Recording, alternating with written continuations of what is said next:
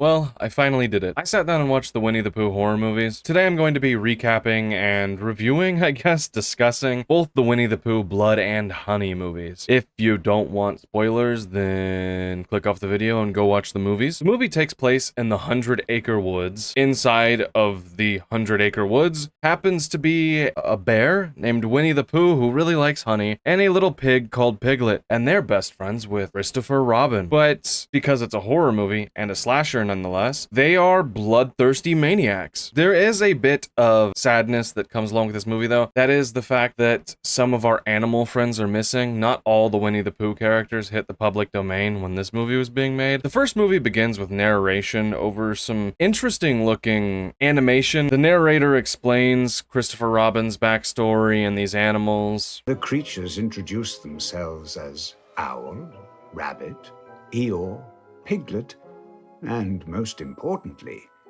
Winnie the Pooh. So he was really good friends with these animals out in the 100-acre woods, which were behind his house. But then Christopher Robin decided to become a big shot doctor and go to college, and he left the animal friends behind, leaving them to fend for themselves. Well, the animals didn't really like that. It turns out without Christopher Robin, they didn't even know how to hunt or get food, so they started starving to death, and then they ate Eeyore. I'd eat Pooh. Pooh he's got a lot of fat on him. He tastes better. Imagine like meat that's just been eating honey. And not only did they eat Eeyore, after they ate Eeyore and he was all gone, they needed something else to eat, so now they just eat random human beings that enter into the 100-acre woods. When Christopher left them, though, they don't just hate Christopher with a burning vengeance, they also hate all of humanity, but mostly Christopher. By the way, me saying that Eeyore got eaten by the animals, he's not in either of the movies, so feels bad. This hand-drawn illustration ends just as soon as it begins, and it's all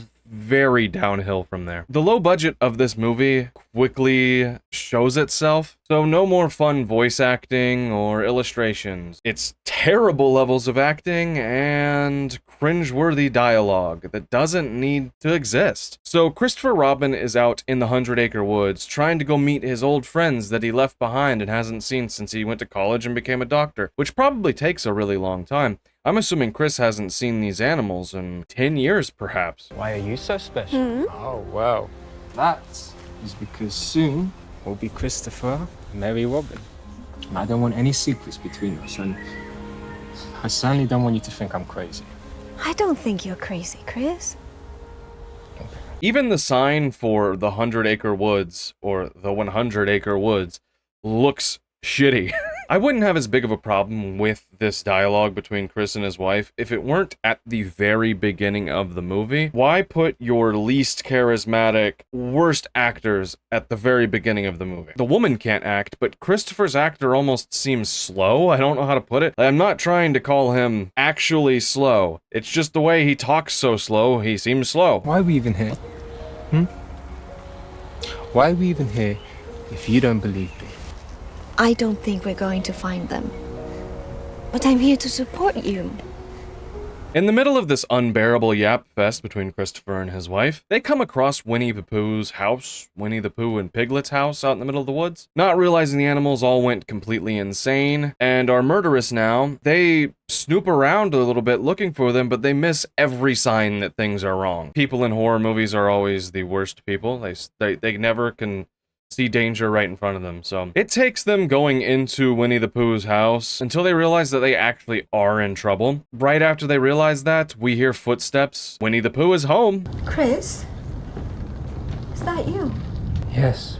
Why is it like that? But this is not safe. We're going home. We have to hide. We have to hide. Hide. Chris, hide! The acting here is straight up so bad. There could not be any less urgency in her voice when she's telling Christopher, we have to hide. Christopher, we really should hide, you know? Like, they might get us, dude. I think we should probably hide, Chris. They're probably gonna come in, dude. I don't know what we're gonna do, dude. Come on, brother. I could do a better job. I don't act. They do end up hiding, though, for quite a while until Winnie the Pooh falls asleep, or Pooh Bear. I'm not sure what I'm gonna call him in this movie, but one of those two, whichever one I find easier to say. After Pooh falls asleep, they take a chance to try to escape out of there, but, you know, they get caught. It's the first few minutes of a horror movie. People are gonna die. And that's exactly what happens. Christopher's wife gets choked to death by Piglet. So Chris is captured by Winnie the Pooh and his wife is killed, and then we go to credits. Opening credits. I wish it was ending credits, but it's not. During this opening, we hear a bunch of radio broadcasts telling us that there's been another killing in the 100-acre woods, or telling us that they've found other bodies in the 100-acre woods. By the time this is over, it sounds like there's like 30 or 40 bodies that have piled up inside the 100-acre woods. I can't believe they haven't just done like a search and rescue party and found the fucking animals in there. But this is England, and you know that all branches of government are completely inept there. Sorry, English folk. I'm not saying my government is any better. Why would I? To the English people out there, I wouldn't really expect to get off the hook. I'm probably going to talk about England several times because these movies were filmed in England, so it's an English film. Anyway, after the credits are over, we get to meet the actual group of people in this horror movie that go out into the woods and get killed. It's a group of British women, and this kind of broke my visualization, at least my mind's visualization of British women. This is gonna sound a bit rude. Sorry, British English people. I thought all British girls were, you know, like the ones you see in the media, that they have like bad fake tans and like bad lip filler, and I know I pointed out my mustache, and some mad woman that's all orange looking like Donald Trump is gonna be like, well, you have a mustache, it looks bad. Shut the fuck up. But these girls actually have like pretty pale skin, like a person who lives in England should have. That could come across as something, and I don't care. This goes out to all the pale girls though. Stay inside. Not for me though, like for your health, because the sun can give you cancer or something. With all the British slander out of the way, I think we're gonna try to get back to the movie. It's a very hard movie to talk about because it's meaningless killing. I don't know about you, but the only slashers I actually like are filled with a lot of dark comedy or so over the top, they're just silly. And I wouldn't say that this does anything well. It doesn't even do the gore and like torture that some slashers do well, and I'm not even into that anyway. But we see a girl, I don't know if she's linked to the actual group that we're watching, and she was traveling there alone to meet them. Winnie the Pooh finds her, or is it Piglet? It's one of the two. This scene is so weird to me. So Piglet's in there with her in this like barn or something, tears her shirt off, so you just see her tits for no reason at all. They're the only pair of boobs in either of these movies. So it stands out. Maybe it's hard to find actresses who are willing to go topless. Then again, it can't be hard finding a first-time actress willing to show off her bits for some stardom. I mean that in the most offensive way towards actors and actresses. Oh yeah, Piglet ends up just throwing her into a wood chipper, and the blood looks so fake. And after this bizarre topless killing, the girls all head to their Airbnb at the 100-acre woods, which is dangerous because all these killings have been going on there. And they explain the reason why the girls are on this little holiday trip. The main actress girl, had a creeper show up to her house and do some creepy stuff to her, so she wanted to get away, and she has like PTSD or something. I don't know what's going on in her head. They didn't exactly try to point out anything either. How are you gonna have a creeper show up to your house and you feel unsafe, and your next idea is, hey, let's go on a girls' holiday to the most dangerous place in England that isn't every street in London? We're going to skip everything until the actual killers show up, and it's the girls versus Winnie the Pooh and Piglet, though, because the first 30 minutes of this movie shouldn't exist. Okay, there's a random flashback. Chris is being tortured, so he's alive. In case you were worrying about a character that's in a horror satire of a children's series, played by a guy who can't act to save his life. After torturing Christopher Robin a little bit, Pooh ends up hearing music off in the distance through the 100-acre woods. This leads directly to this little girl-cation. Is that even something people say? More precisely though, a speaker outside by a hot tub. This is one of the longest scenes in the movie. I mean, my videos could probably use a little bit of sex appeal, but Winnie the Pooh happens upon the hot tub. We get to listen to some tunes and see this girl taking provocative pictures of herself in the hot tub for Instagram or whatever. I don't know what girls are getting up to. Provocative might not be the word, maybe suggestive. After sitting there taking pictures for a while in the hot tub, She goes and looks at the photos that she just took, and she sees a figure in the background behind her. It's Winnie the Pooh. She at first thinks that it's the creeper guy who was messing with the first girl that I talked about earlier. Who cares? Gets back in the hot tub, and we see Piglet and Pooh get up behind her and chloroform her.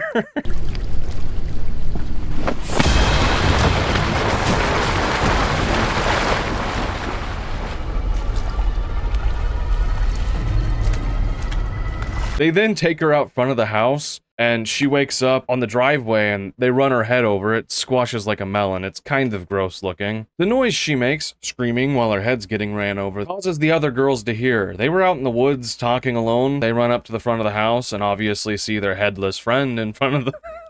in the driveway. They run inside the house and find writing on a window, and we get the most no shit obvious statement ever.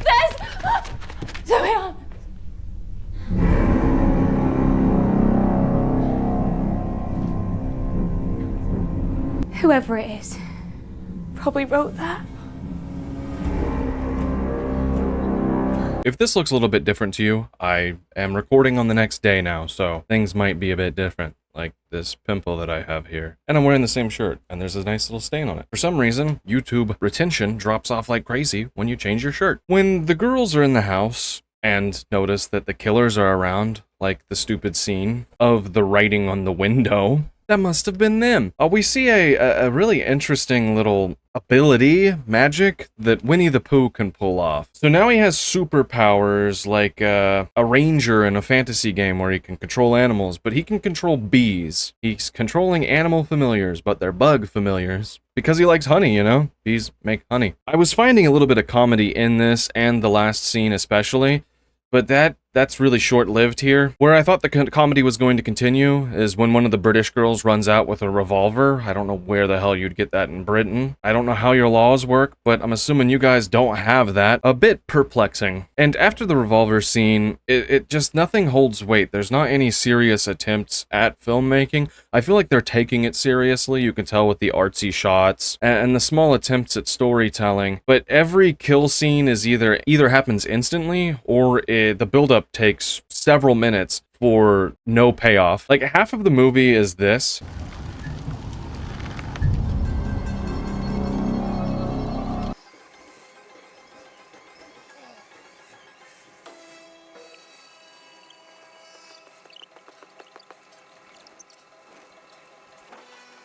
The girls end up chasing Winnie the Pooh down. I'm not sure why. Maybe he kidnapped one of the girls. The story is so that just watching Pooh kill people. But they chase him down. They find the serial killer grove that they're in. And before they find whatever they're looking for, they run into Christopher Robin, and we can see him all tied up after being tortured. They end up freeing him and have a long, really loud conversation. They release him and find another girl tied up. I don't know if this girl was a part of the group or where the hell she came from, but she was there. Her entire point is to randomly sit there and explain to the girls what Winnie the Pooh and Piglet are. She gives us a whole background, even though the animation in the beginning also gave us a background. They end up releasing the girl, and after she gets released, she sees a mirror and realizes that her face is all destroyed from being tortured by Winnie the Pooh and Piglet, and this sends her down a rather narcissistic route. At the point of seeing her face, there's no point to live anymore other than to kill Winnie the Pooh and get payback. She even takes the gun from one of the girls and runs after Winnie the Pooh. Of course, she ends up dying. After she dies, my favorite part of slasher films happens, where all the girls run off into the dark. You have a killer chasing after them, this time being Winnie the Pooh, and you can't really see what's happening.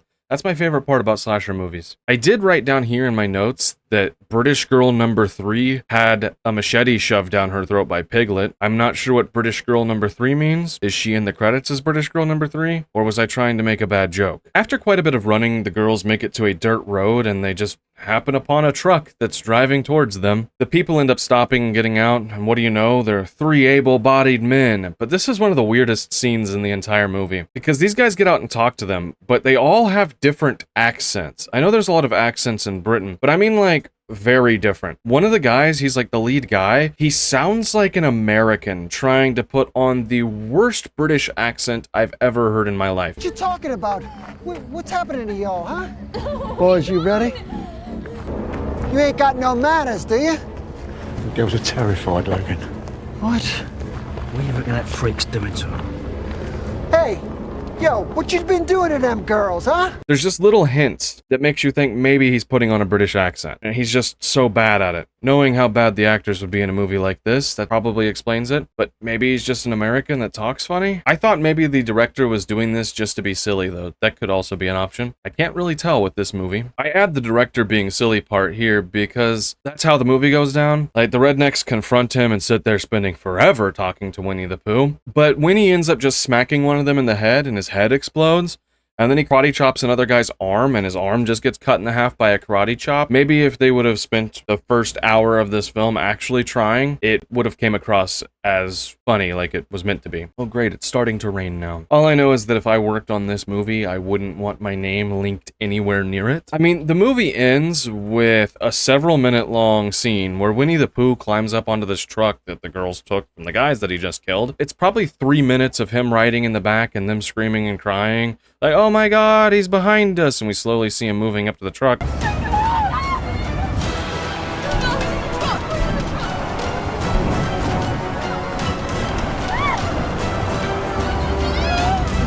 This ends in a crash. They just crashed the truck. Another 3 minutes of fumbling around by Winnie the Pooh where he decapitates one girl, looks threatening at the other girl until Christopher Robin shows up. Chris just starts begging Winnie the Pooh to not kill the girl, like, no, take me instead, take me.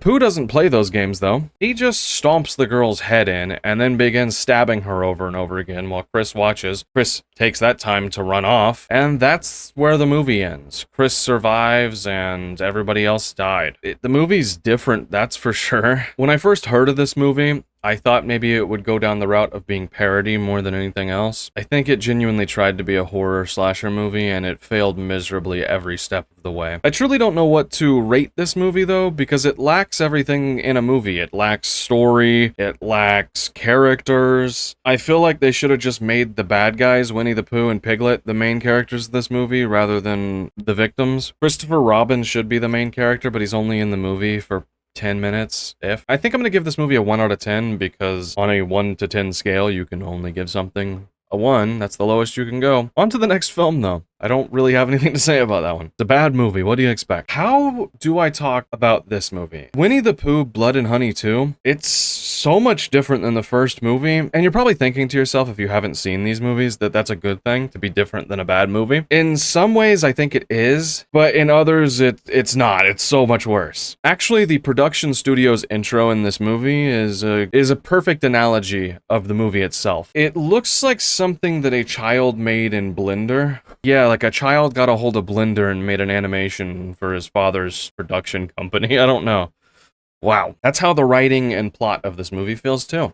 This sucks, so let's get into it. Winnie the Pooh, Blood and Honey 2 begins with a similar animation to the last movie. Instead of giving us background on the characters like Piglet and Winnie the Pooh, though, they're giving us a background to the 100 Acre Woods massacre that happened. So all of the things that happened in the last movie happened, and people know about them. That there was a big massacre, but they couldn't find the animals. So people all over this town that the 100 Acre Woods is next to think that Chris did it. After a sob story about Chris's life, now that everybody thinks that he's a murderer, we see some girls go into the woods again. It opens with them at a camper, just hanging out in the 100 Acre Woods. They get murdered just like you'd expect. The kills here are pretty brutal, though, compared to the last movie. Actually, probably the first hour of this film is just random people being murdered. For no reason. We have no reason to root for them. We don't know them. It's like if you put background characters, not even side characters, but background characters into a movie and had Piglet, Winnie the Pooh, Owl, and Tigger kill them. By the way,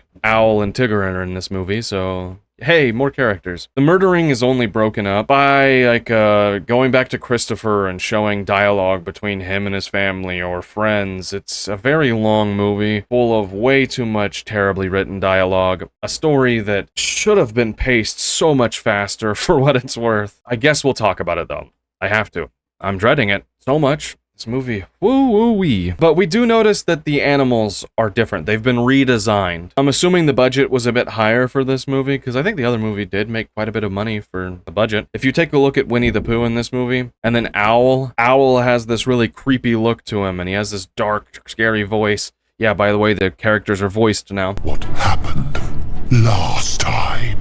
Just like the costumes and makeup changes, this movie changes a lot of things. The brutality and gore, as I've said, were amped up by 10, and the action kill sequences, like scenes themselves, are cut more like modern slop that you'd see. The other big change, which is probably the biggest change in this movie, is Christopher. There is a new actor. Anyway, new Christopher's in a car after he gets out of the therapist's office and is talking to this girl who's just his friend.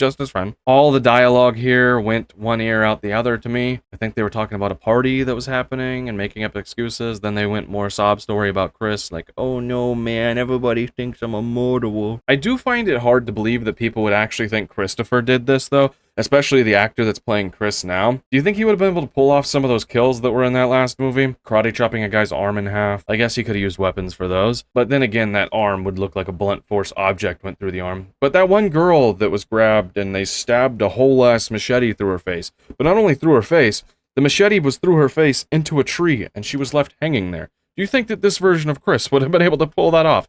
Fuck no. Never. Not in a million years. I think he'd be able to pull off a couple of them, like the chloroform kill. He probably could do that. After Chris and her talk for a little while and he heads home, we meet his family. But then we cut back to the 100-acre woods and we see some redneck guys that are out hunting and being killed by the monsters. I think they're actually hunting for Winnie the Pooh and them, like they're cryptids. It's silly. This time, though, we get to see a different character in action, and it's Owl. Just feels like a scene straight out of Jeepers Creepers, though. After he flies over them, he flies into the little hole. The animals are all living in this little hole or cave. Between the pals, the animal pals, is a conversation happening. They talked about in the last movie how they all vowed not to talk again. Maybe Pooh talked at the end of the last movie. But because he did, it gave them free reign to have the animals become characters too and have dialogue. It's just as bad as it sounds like it would be. The people that we're seeing getting murdered that have been on screen for a total of 30 seconds don't all die, thankfully. One of them ends up surviving and becomes an important part of the movie's plot. This light is so warm right now. My whole face probably looks so shiny from sweat. I think I'm going to sum this movie up pretty quickly because the plot of this movie does not deserve any kind of reflection, but there's a lot of it, so we have to go fast. As I was saying, people killed in the woods, one of them is alive, he gets taken to the hospital. When he gets to the hospital, we see Chris there. Chris is still a doctor. Chris gets upset by seeing another guy attacked in the 100-acre woods, because he's the only one that knows animals are out there. But just as soon as that happens and Chris heads home, we see a dad and his son off in the 100-acre woods, like bird spotting, and the dad ends up getting killed. Yep. Explain to me how a guy that's been on screen for 5 seconds being killed does literally anything for you. I don't get it. I don't get why you'd want to watch that. It just, okay, he's dead. I'm not rooting for him to run away. I don't know who this guy is. I don't care. He's not going to play a role in the movie. His whole point of his character was to just die right there. I think there's been 4 groups of different people that have been on screen only to die that have died up to this point. You have the dad, you have the hunting party, you have the girls in the beginning, and you also had some police get killed. I think that they were trying to make the animals seem scary, like they're killing everyone, and try to make Christopher out to be like, I'm not the murderer. There's even a police scene later, but they completely don't go down that route that they were building. I don't know what happened in the writing of this movie, but I think everything went wrong. Don't do that. Make the animals kill main characters or chase them down. That would be much more interesting. The movie transitions after this, though, into a very meta experience. Christopher Robin's friend from earlier that he was talking to is now babysitting a kid, but he's watching horror movies. On the TV, we see the movie he's watching. What is it? Winnie the Pooh, Blood and Honey. So the first Blood and Honey movie is based on the events that are in this movie, but the events are real. So that movie exists in our realm and in their realm. And it was just make-believe, trying to explain the different actor for Chris. My question is the next movie, because there's a teaser at the end of this movie that there's going to be another one, is it going to be a film inside of a film inside of a film? It's porn time. They even went as far as to make the movie inside of the movie more silly than it actually was. Pooh has a catchphrase, it's Poohin' time, and like lightning for some reason. I mean, they do at least try to be funny during this movie. Every animal after they kill somebody has a catchphrase, just like we saw in the movie inside the movie. This is confusing. Imagine all these random groups throughout the movie are being murdered, but every time one of the characters has a snarky little one-liner.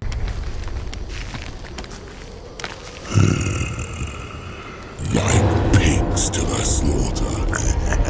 So yeah, the girl that's babysitting then has their house broken into by Winnie the Pooh, and they're running away, and it cuts back to Chris. It has this bad habit of when things are happening, it just cuts away. I know a lot of slasher films do this every once in a while, but this movie seems to do it every single time to show us boring story buildup.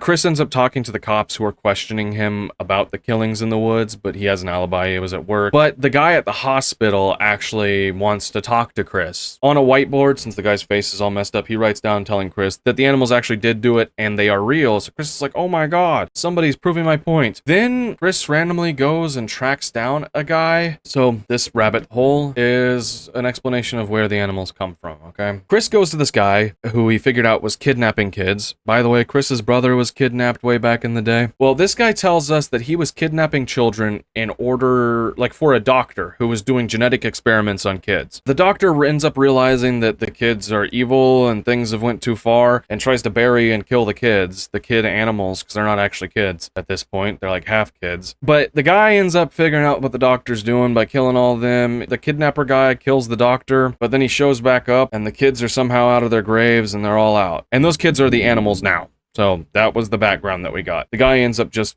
offing himself. By the way, we are an hour into this movie at this point of the story, and not a single main character really has even been attacked yet. The babysitter finally gets attacked, and she ends up surviving, running out of the house. Cops show up. One of the cops goes in, gets murdered by Pooh. Now the police are like, oh god, this is happening. There's a little camera that the kid she's babysitting has that's straight out of the first Purge movie. I love how movies I watch, I notice things like that, where there's like, oh, why does this kid have a weird doll that's on a RC car that has a camera on it? Just like The Purge. I don't know why. I pick these movies and it always seems like there's this weird irony or symbolism that connects them all. This lightning is annoying. So there was a setup for them to escape Winnie the Pooh, and I forgot to mention another setup that happened in Chris's house where his mom does this. Ow. I should load this properly. Now this pays off, just like how I wrote it would. Winnie the Pooh then, after showing up to Chris's neighbor's house, goes to Chris's house and kills his family. He kills his mom using the exact same knives in the dishwasher. I guess it was funny. It was meant to be funny, right? So he kills Chris's mom and dad and ends up kidnapping Chris's little sister. So Chris runs home from the kidnapper's house and realizes that his family's dead and his sister's missing. But guess what? Right as soon as that happens, the movie cuts over to a party. There's the party that they were meant to go to, and now Tigger is running crazy, murdering everybody there. I don't know why the movie has to cut around to all these different things. I wonder if this thing can hear the lightning. Imagine if this movie was actually scary. That would be good ambiance. So this is the most pointless part of the movie. Are you ready? We get to spend probably 10 or 15 minutes of this movie watching Tigger run around and kill people inside of a party that we've never met, except for in the moment that he's killing them. And every single time they kill a different person, there's always that one line that they end up delivering. It's different every time, though. There's so many dead people and so many one-liners. So much time. 20 minutes of characters that I wouldn't even consider background characters dying. Chris finally shows up to the party, and Chris ends up fighting Pooh Bear alone in the woods. This is our big Freddy versus Jason moment, if you will. Our Alien versus Predator. Our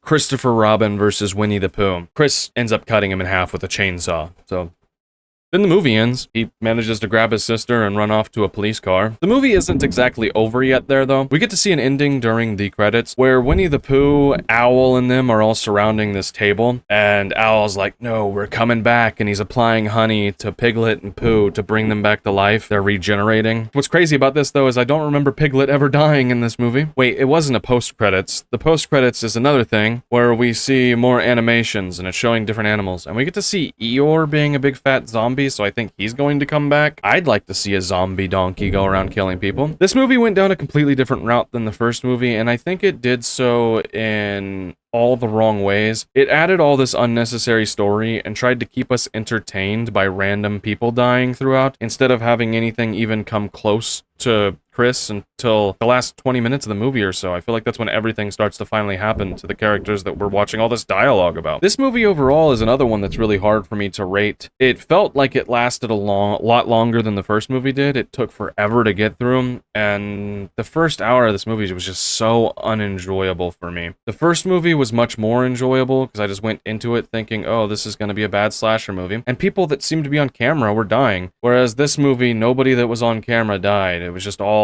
background characters. What is a word for a character that is its only purpose is to die? This movie sucks very bad. I think it's worse than the first movie, which is weird that it has higher ratings on IMDb. I think maybe some people thought this movie was pretty funny. There were times that I did laugh at it. Seeing Pooh with this big fat belly walk out after killing people made me laugh. It kind of cracked me up. Anyway, if you enjoyed the video, drop me a like, subscribe to the channel. If you're still here watching this, I love you guys. You guys are so awesome for sticking through and watching the whole video. That helps my videos and the algorithm so much, and it allows more people to see my videos so that one day, hopefully, my channel will grow and I can actually do this for at least a hobby that pays. But until then, I'll see you guys later. That is, if Winnie the Pooh doesn't show up to my house and murder me. Get a hi from the puppy. Hello, hello.